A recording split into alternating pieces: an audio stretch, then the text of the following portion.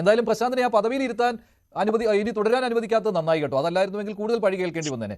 റജിക്ക് ഇത്രയും പോലും ന്യായീകരിക്കാനുള്ള അവസരം ഇവിടെ കിട്ടില്ലായിരുന്നു. അല്ല മഞ്ജുഷ, വേറൊന്നുണ്ട്.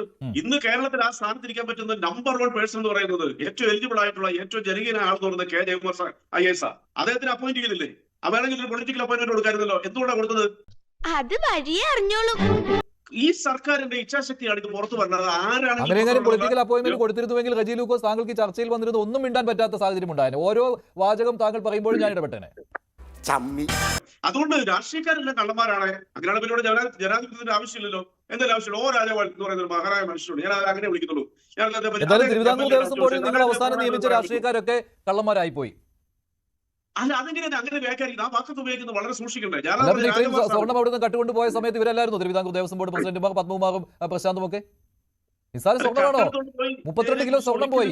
32 കിലോ സ്വർണം പോയി. നിസാരമല്ലെന്നും 32 കിലോ സ്വർണം പോയി.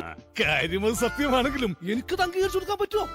ജനങ്ങളെ പറ്റിക്കാൻ വേണ്ടി ഞങ്ങൾ രാഷ്ട്രീയക്കാരെ ഒന്നും നിയമിച്ചിട്ടില്ല എന്ന് പൊതുസമൂഹത്തെ ബോധ്യപ്പെടുത്താൻ മുഖം മിനുക്കുവാനുള്ള ഒരു മാർഗം തന്നെയാണ്. പക്ഷെ അദ്ദേഹത്തെ നമ്മൾ ആ രീതിയിൽ കാണണ്ട കെ ജയകുമാറിനെ. പിന്നെ അദ്ദേഹത്തെ അത്ഭുതങ്ങൾ കാണിക്കാൻ പറ്റുമോ എന്ന് ചോദിച്ചാൽ അതൊന്നും ഉണ്ടാകില്ലായിരിക്കും. പിന്നെ ഇപ്പോൾ സ്വർണ്ണക്കൊള്ള ഇപ്പോൾ പുറത്തു വന്ന സ്ഥിതിക്ക് അവിടെ ഇനി അല്ല, ശബരിമല സന്നിധാനത്ത് അടുത്ത സമയത്തൊന്നും ഈ രീതിയിലുള്ള ഒരു മോഷണത്തിന് വേറെ ആരും ഉദ്യോഗസ്ഥരൊന്നും തയ്യാറാകുമെന്ന് എനിക്ക് തോന്നുന്നില്ല. കാരണം അല്ലല്ല, ബാക്കിയൊന്നും ഉണ്ടാവില്ല.